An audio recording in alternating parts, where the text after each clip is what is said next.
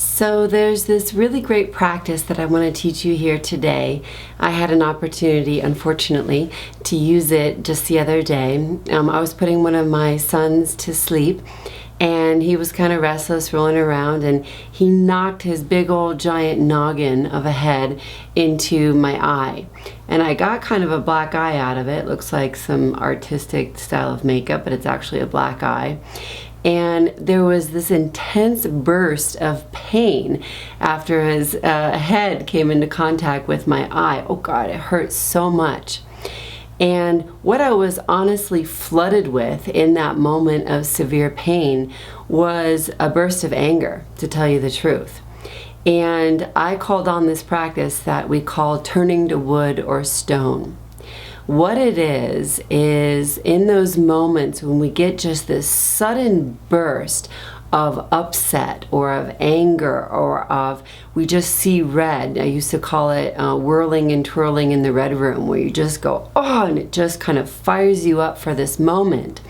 The practice of turning to wood or stone is where you actually, in those moments, just try and become very still, very quiet. Don't do anything, don't say anything. You just literally practice turning to wood or stone, so as to be able to ride through those couple of moments of just that intense burst of anger or frustration or whatever it is, without doing anything stupid or without doing anything to further exacerbate the situation.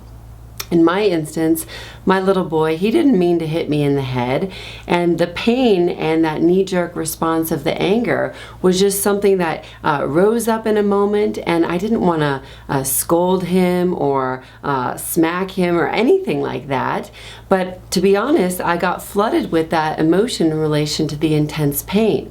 So by me just kind of getting real quiet, real still. In fact, he was talking to me, "Mommy, what are you doing?" When I stopped interacting with him, I just sat there for a couple moments, felt my breath, felt the pain, just didn't do anything, knew that I could just ride it out. And if I just stayed quiet and didn't say anything in those moments or do anything, I wouldn't further exacerbate the situation. Now, you want to kind of be careful with this practice. This is just really a practice to be done in kind of these shorter bursts where you just need to get through the next couple of moments or the next couple of minutes without saying or doing anything stupid. Sometimes I'll use it, honestly, with my mother or with my father when they say something kind of parental or judgmental toward me, or as I perceive it. And all I need to do is get through the next couple of minutes without attaching to whatever it is they'd said, and then we can move on and have a lovely rest of the dinner or conversation. If I don't kind of get quiet and ride through those moments, I'm going to react and say something in response to what they've just said, and then pretty soon we're going to start arguing when neither of us wanted that as a part of our conversation or of our interaction.